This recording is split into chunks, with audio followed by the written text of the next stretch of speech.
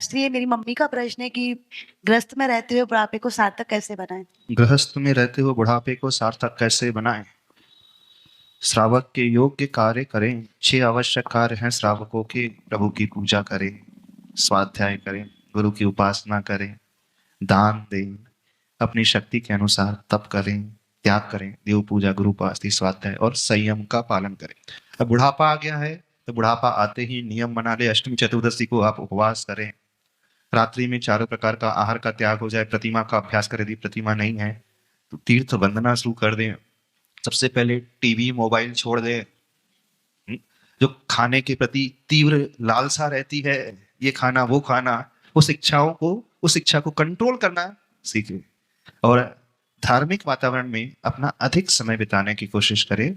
तो जहाँ आर्य का संग होता है उनकी सन्निधि में रहना शुरू करें, उनके दर्शन का लाभ लें, वैयावृत्ति करें, आहार दान लें, स्वाध्याय अवश्य करें।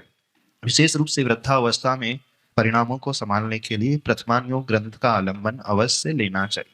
वैसे स्वाध्याय तो हमेशा करते ही रहना चाहिए, लेकिन जब उम्र ढलने को है परिणाम बहुत ऊपर नीचे भी हो सकते हैं, क्योंकि व्यक्ति इस अवस्था में सबसे ज्यादा अकेलापन महसूस करता है ना।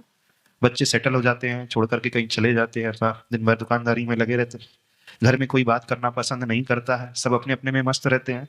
तो व्यक्ति को सबसे बड़ा जो विचार आता है अकेलेपन का, और वो उससे अकेलापन खाने के लिए दौड़ता है। तो अपना उपयोग सही दिशा में लगाना शुरू करें, और उपयोग सही दिशा में लगेगा प्रवचन सुने गुरुओं के और स्वाध्याय करें। जितना प्रवचन सुनेंगे, स्वाध्याय करेंगे, उतना ही परिणाम हमारा निर्मल रहेगा। बिना इसके परिणाम संभल ही नहीं सकते। तो गुरुओं की सन्निधि में, आर्य संघ की सन्निधि में रहें। यदि वह संभव नहीं है तो घर में, नगर में जहाँ विद्वान आदि होते हैं उनकी स्वाध्याय की कक्षा में जाए। वह भी संभव नहीं है तो अपने घर में ही प्रथमान योग ग्रंथ का आलंबन लेकर के स्वाध्याय करना शुरू करें, और नमोकार मंत्र की जाप का आलंबन अवश्य। इस उम्र में आते आते नमोकार के संस्कार गहरे पढ़ना चाहिए, तो अधिक से अधिक नमोकार मंत्र की जाप देना शुरू करें। कैसे संभव होगा?